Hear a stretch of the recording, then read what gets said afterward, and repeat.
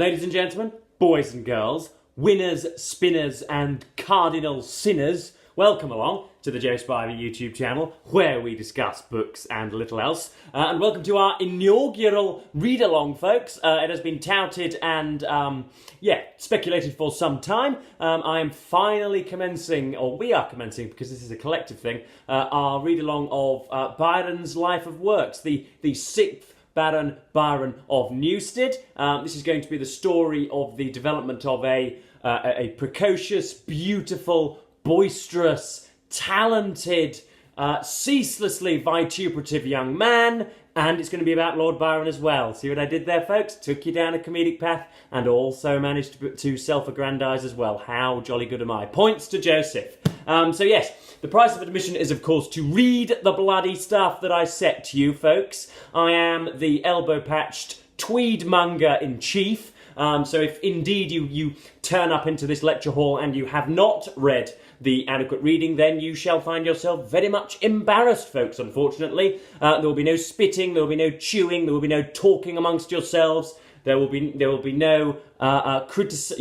be no excoriation or indeed veneration of the teacher. You will look with your eyes straight ahead at the whiteboards as though you are fascistic acolytes. I'm not going to tolerate any poor behaviour. You'll be sent out, folks, because you're damaging the learning of another. So yes, let us commence. I set you all the fiendishly easy task of reading to page 139 in Fiona MacCarthy's Byron, Life and Legend, and I've got really, very many things to discuss, or many passages to read out, so I'm just going to try and rip through some of the stuff that hopefully you guys have read as well.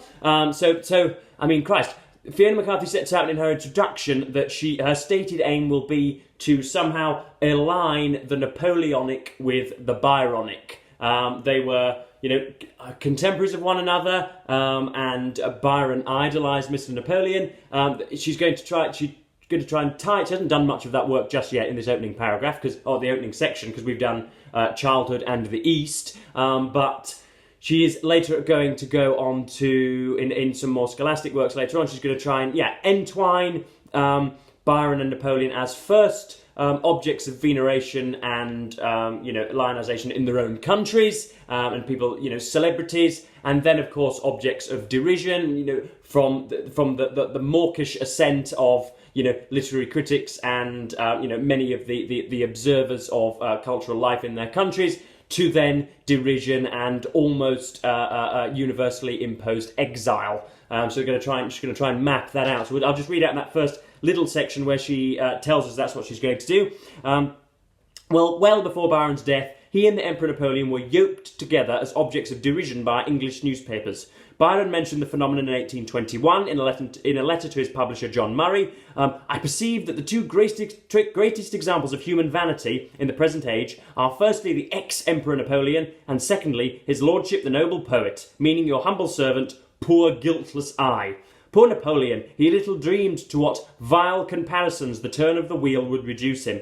There's an obvious smirk in this report. The perspective of history would link them still more firmly. By 1831, Macaulay was recording the glittering precocity. Two men have died within our recollection who, at a time of life at which people have completed their education, had raised themselves, each in his own department, to the height of glory. One of them died at Longwood, the other at Missolonghi. So that's Fiona MacCarthy setting out her stall. I don't usually like it when a biographer tries to do something or goes into something with a written intention, whether it was she was commissioned to do it in this way or whether she was merely, observing some of the facts and, happened upon this thesis. I'm not altogether sure. There are a few short interviews with her where she's not a particularly good interlocutor in an interview, but there we are. We can't all be extemporaneous, can we, folks? So yes, I mean, where to begin? He was born in, I can't quite remember where exactly he was born, but he spent much of his childhood in Aberdeen, in what would later amount to relative poverty, especially in relation to the grandeur and the ridiculous surfeit of money that he would come into a little later on. He's got what is often referred to as a club foot, but it's not osteological, if you will, folks. It's nothing to do with the bones, I don't think. The medical consensus, how bizarre that we're diagnosing the problems of somebody who's been long since dead, but the medical consensus is one of an underdeveloped muscle, which meant that he sort of hobbled around, really, sort of, and this goes even more. This contributes even more to the spiritualized, mythologized version of Byron that was, swashbuckling about with a big long gilt robe in all of his Turkish regalia, as I'm sure you can see on the front cover here. He was sort of plodding about, and he blamed his mother Catherine for this. She apparently, committed very many oversights while she was pregnant with him. Loads of corsets and things. And it is possible. Again, I've looked at some of the medical literature over the last few days. It is possible for a womb to be sort of closed in, perhaps, and for the foot to have therefore been, starved of any growth, if that's not a mix of metaphor. So he is antagonistic towards his mother. Obviously, there's some motherly love towards him. But yes. So he sort of goes around the gloominess of Aberdeen, which looks very much like Kingston upon Hull in the north of England at the moment today. And yes, he has a very, very, very boring life at the moment. You can already see what will be underrated will be his the extent to which he would have had a very, very strong Scottish accent. He went initially by the name of Byron, Birron. Growing up in Aberdeen, so he is said to have had quite a strong, like a Scottish punch, like that. That's a very, very poor Scottish accent, very, very stereotypical and inspecific. But there we are.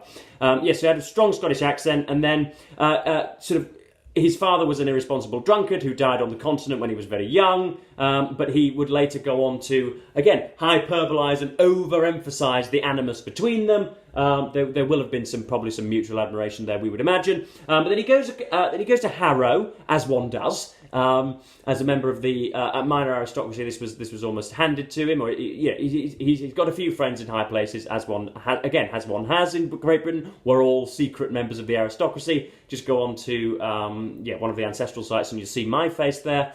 Goes to Harrow, and this is the first time where we get the stylised over exaggeration of him.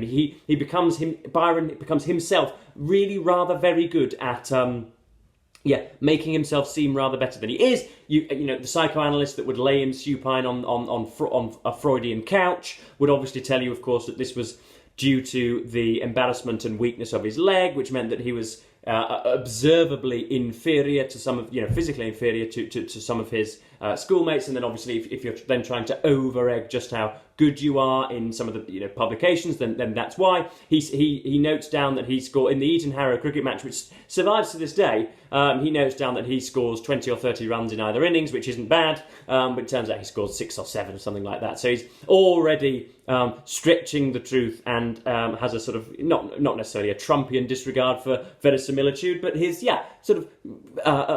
flirting with sensationalism and making of himself other than he actually is. He is said to be almost sort of shockingly mediocre academically. He's not the sort of brilliant classmate that you might deem him to be. He is a voracious reader, and as lots of the aristocracy of the time were, they wanted to give off the impression of being humble braggers, and that Etonian effortless success of wanting to seem educated without ever actually being seen to be thumbing through the books and committing very many passages of goodness knows Virgil and Horace to memory. But Byron, again, it seems maybe in his notes over-egged just how much he did read. Hobhouse, his great friend, thinks that he over-egged how much he read, but nonetheless was very well acquainted with much of the classics, of which we are shamefully ignorant, pretty much all of us today. Then he goes on to Cambridge, where he has a sort of mini circus bear, not in his room but in a cage outside, and where, as a lord, he isn't really required to turn up to lectures or excel academically at all either. Matriculation takes place as a result of just being at the college and ending your time there. You don't actually have to pass any exams. You didn't, I don't think, for somebody in his privileged position, because by this time, aged 8 or 9, whatever, he inherits from his, I think it's his great uncle, he inherits Newstead Abbey and becomes the 6th Lord Baron Byron, to which we will henceforth refer to him. Yes, it's again Fiona MacCarthy thinks that the grandeur and the brilliance and the prospects of this windfall are overdone a little bit. Historically, his great-uncle, the 5th Baron, William, I think it was, basically ran everything down and was renting stuff out and was outsourcing all sorts of responsibility and was chopping trees down for firewood in the local area. It certainly wasn't like walking into Balmoral or anything like that. It was obviously it was gloomy, and there were many sort of shackles and holes, and yeah, it wasn't like walking in to Versailles for Byron. He was very aware of his fortune. He was very aware that this made him financially and therefore deemed to be temperamentally superior to many of the people with whom he would converse in the future. So it goes off to Cambridge, does rather well, enjoys it. You do get the sense of somebody very capricious, somebody wrapped with guilt, but then also really rather given to piquant attractions, romantic attractions. Obviously, we'll get into the homosexuality and his philandering and womanizing and the many things which mark him out. Today, I think wrongly, that the bit that everybody should pick out should be his poetry and not, what he ended up putting his Johnson into. The two poems that she Fiona MacCarthy at the start says that there's, unapologetically there is going to be an awful lot of poetry in this. There actually isn't as much as I would demand, or at least there hasn't been thus far. And I don't remember there being, after all, this is a reread. So the two poems that she picks out early are obviously Hours of Idleness, which is a sort of a collection of what I'd call fridge poems that you would bring home from year 6 or year 8, and your admiring and mawkish and munificent parent would just sort of plaster them on the front of your fridge, and they wouldn't be of much worth, but they were jolly good to have around as mementos. They are in fact beautiful, most of them. Some of them are given to flights of fancy, but aren't we all, even as we get into our mid-teens? Some of them are pants, frankly, but some of them are really rather magnificent. An ode to a beloved friend, yada yada, which I can quote. I'll be able to quote for the rest of my life, as with much of Byron's poetry. So yeah, that's really, really good. And the tepid response that gets, that feeds into his second poem, which is again, it is his name isn't attached to it, but it becomes nigh on popular knowledge that it is probably him that's produced it. It's English Bards and Scotch Reviewers, which is a much more mature, much more straightened out, vitriolic, stereotypically irreverent slashing of the hacks, as we would have on this channel, of every single person that has defamed him or criticised him, everybody he deems to be lacklustre in the profession, Coleridge and Wordsworth, with whom he will obviously become thematically linked in posterity. And so that's a really very good thing as well. She goes through it with a fine-tooth comb, and then he goes off to Lisbon and Spain, and to Portugal and Spain, and to Greece, and I think maybe bits of Italy and Turkey, where goodness me, where the sexual mores aren't quite as stringent as they might be in Nottinghamshire, shall we say, for example, where walking around with a concubine or walking around with a little boy, not a little boy, but a youth, walking around with a floozy isn't as frowned upon as it would be in, as I say, Nottinghamshire.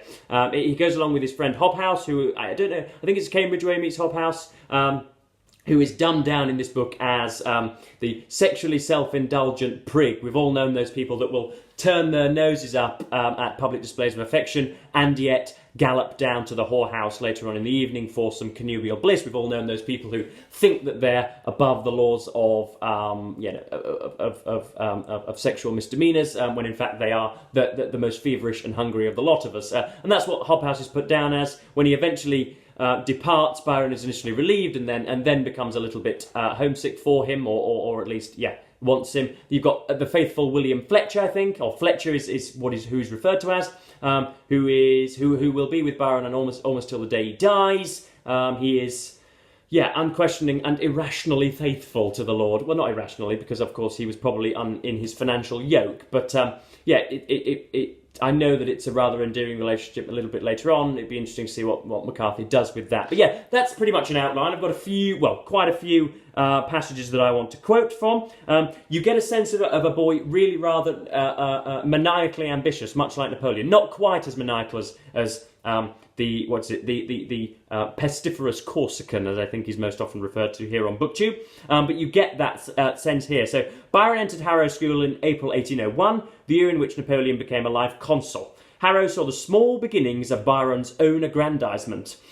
This is a quotation from him, when he's just 16. "I will cut myself a path through the world or perish in the attempt." You can see the all or nothingness there. You can see the lack of subtlety and nuance and wanting to be the huge spurting fire, or you might as well be dead with your face in the mud. Others have begun life with nothing and ended greatly. And shall I, who have a competent, if not a large fortune, remain idle? No, I will carve myself the passage to grandeur, but never with dishonour. Not exactly the most prophetic of words there, George, but there we are. Yes, so you get somebody with a sense of purpose who wants to make his way in the world. I'm sure the Dude Bros would be after him if in fact he was as famous as Marcus Aurelius, but he sadly is not. But yes, we'll go on next to his reading. Byron was reading widely throughout his time at Harrow. To keep up his pose of anti-authoritarian idler, he avoided being seen reading, but read while eating or in bed at times when no one else was reading, a secret addiction that stocked his mind with knowledge and helped him to develop a huge verbal facility. He boasted grandiosely that, in the historical department, few nations existed or have existed with whose records I am not in some degree acquainted, from Herodotus down to Gibbon. He had rattled through biographies of kings, queens, emperors and generals, Julius Caesar, Cromwell, Marlborough and inevitably Bonaparte, read the work of the philosophers Locke, Bacon, Hume and Berkeley, working up a detestation of Hobbes. Again, really very interesting. I want more and more of that. It's what I love about biographies of stupendously famous people is, what hand did they use to wipe their bums with? Did they have mustard with their lamb or whatever? Did they have mint sauce with their lamb? Did they go on Sunday morning walks? Did they like miniature schnauzers or whatever? What indeed? Were they a fan of Palladian neoclassical architecture? What did they say to Brittany from number 13 on the 18th of April 2012? What happened on that particular... I want the condensed and granular sort of epistolaric detail. That's what I want. That's what we need in these biographies to humanise these people. So now we're talking about his days in Cambridge. I've written in the margin here, the laxity of the bacchanalian undergraduate, which I know, with which I'm all too familiar. But did Byron attend any lectures? There was no pressure upon him to pursue formal studies, since nobles were exempt from university examinations, and as Byron soon discovered, the prevailing mood of Trinity was laziness and levity. He reported to Hanson, "Study is the last pursuit of the society. The master eats, drinks and sleeps, the fellows drink, dispute and pun. The employments of the undergraduates you will probably conjecture without my description." Byron was drawn into the licentious routine, part of a group of well-bred, lively, rich and philistine young men. The table in his rooms was awash with invitations. He dined and supped out riotously, his head confused with dissipation the next day. Haven't we all, gone out and had our merry way with a little bit of alcohol in our times, a little bit of distilled ethanol.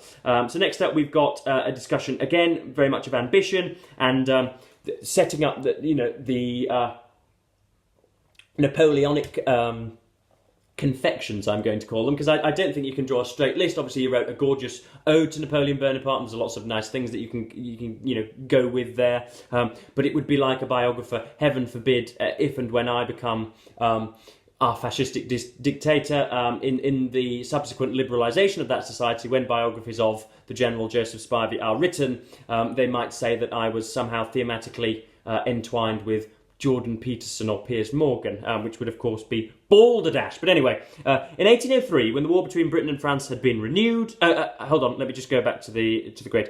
Byron's flippancy, so often the sign of deep disquiet, masked his anxieties at his uncertain future. Much was expected of him. His mother had written hopefully, "His heart is good and his talents are great, and I have no doubt of his being a great man." Byron had tremendous expectations of himself and a certain sense of national obligation. He admitted to Augusta his portion of ambition and a conviction that in times like the present we ought to perform our respective duties. But what was Byron's duty? In 1803, when the war between Britain and France had been renewed, Byron had courted unpopularity at Harrow by ostentatiously defending his bust of Napoleon against the more conventionally patriotic boys. Since then, in spite of the British naval victory at Trafalgar, Napoleon had made spectacular progress on land, yada yada yada. In 1807, Napoleon commanded the largest European empire since the days of Rome. Byron's response was, as usual, much more complex than the jingoism felt against Napoleon in the country as a whole. He was thrilled by Napoleon's grand vision and his effrontery in implementing it, whilst being dismayed by the widespread savagery that the Napoleonic Wars unleashed. That's wanting ends without means, George. This ambivalence of attitude was shared by the more Whiggish members of his circle. Hobhouse, too, was a fervent admirer of Napoleon. So let me just see if I can get a little bit further across. Oh, this is a description of his physiognomy, of his very, his I don't know, traditionally attractive. He was a rather stumpy figure at the beginning, as I've said. He had to have, I think, essentially what amounted to whiskey and vinegarised mashed potato for much of his life in order to slim down. He used to go to a weight measurer, you'd sit in a chair and you would counteract against a preset weight, and they'd give you a 13-stone reading or whatever. But yes, so he was not. I mean, that's a picture of him there, I guess. But I mean, answers on a postcard as to just how accurate that is. Obviously, he said he's very beautiful, but it's not really the sharp-jawed beauty that we would most appreciate today. It's more of a traditional thing that Michelangelo might have sculpted, something. Really rather a little bit more primal almost. But anyway, let's hear the description. This is somebody when he's in the Mediterranean. His physiognomy was prepossessing and intelligent, but ever and anon his brows lowered and gathered, a habit, as I then thought, with a degree of affectation in it, probably assumed for picturesque effect and energetic expression, but which I afterward discovered was undoubtedly the occasional scowl of some unpleasant reminiscence. It was certainly disagreeable, forbidding, but the general cast of his features was impressed with elegance and character. So you do hear it from somebody that was, unlike, somebody that for whom you would stop in the street, and if you didn't know, you would, ask for the autograph, as I suppose the modern Contagion would have it. But that's a very, very haphazard look through the first, but maybe quarter or fifth of Fiona MacCarthy's Byron Life and Legend. Please feel free, folks, if you are spiritually compelled to bound on way ahead of us. I know that I've set this assignment for a week now, and that is definitely not most of our week's worth of reading. So if you do feel, as I say, spiritually compelled to go right ahead and ride roughshod over the Spivanian rules hereby set in, then please do so. If you want to stay up for 6 and 7 hours a night, and you want to, do it all by candlelight, very surreptitiously under your covers, you want to get right ahead and see what it is Byron's doing with Childe Harold's Pilgrimage, then you shall do. But we'll be referring continually back to all these sections when we analyse the poems. Once we've done the big biography, we'll probably intersect that with some of more of his letters and journals, more of the second-hand criticism that has emerged since, and all of that. I did just want to bring up one small thing regarding moral relativism. Very often the problem of the biographer, when you have somebody who has woken daily and knows that they are in that they have in their yoke 30 or 40 human beings that they own. Obviously, that's not Byron, but particularly when they're detailing stuff about slave owners or whatever, how it is that they. I don't know how it is that they pass that through a modern audience who feel so very unwilling to open their minds to different periods. And I know I'm starting to sound like Nigel Farage on GB News, but Byron strikes me as a classic misogynist, essentially, a proper chauvinist who, I hate the phrase objectified women, but certainly sexualised them and didn't appreciate them or didn't endow them with their own intellectual curiosity. Fiona MacCarthy is really rather cowardly in that she just said, oh, he's a subject of his times, and then just brushes on, even though that's essentially what she's been commissioned to do, is to tell us just how much Byron was a git and just how much the echelon of his time affected his worldview. She doesn't really do. She also didn't really do the much advertised move from England to Greece. What was, or at least what put him out on his pilgrimage, on his grand tour? Some people say that it is the scandal-inducing homosexuality. Some say that it's fathering an illegitimate child. Some say that it's stuff with not Annabella Milbank, or Augusta Lee, which almost certainly wasn't. But there is an awful lot of incestuousness there as well. So yeah, a few things that Fiona MacCarthy doesn't do brilliantly, but she's overall it's very hospitable coverage and company. So yes, that was the first bit of Byron's Life and Legend. I'm not going to jabber on for 25 minutes. I am going to go back and read a little more now. And yes, so this is probably coming out. Yeah, I'm recording this. It's going to be out right now. So please, by Thursday, have the next section done, which will be, drum roll please, try and get to the contents really quickly. The Making of a Legend, which ends pretty much on page 283. So yeah, The Making of a Legend. This will be the very, very interesting bit, folks, where he awakes one day and finds himself famous. So yes, that pretty much covers for me today, folks. Thankfully nothing was spilled or shattered, and my mother apparently knows nothing of the incident, which goes to show how much interest she puts in her loving son's exploits, not even watching his damn videos. So yes, please let me know in the comments what you're thinking. If, heaven forbid, you're reading along and have listened to every word I've said, what are you liking, what aren't you liking, how much of Byron's life did you know before this? And what are your favourite poems? What are you enjoying? Just splurge all of the detail into the comments, folks. I'm dying to hear because I love the guy. So yes, that pretty much covers for me today, folks. So yes, thank you ever so much for watching BookTube, and goodbye.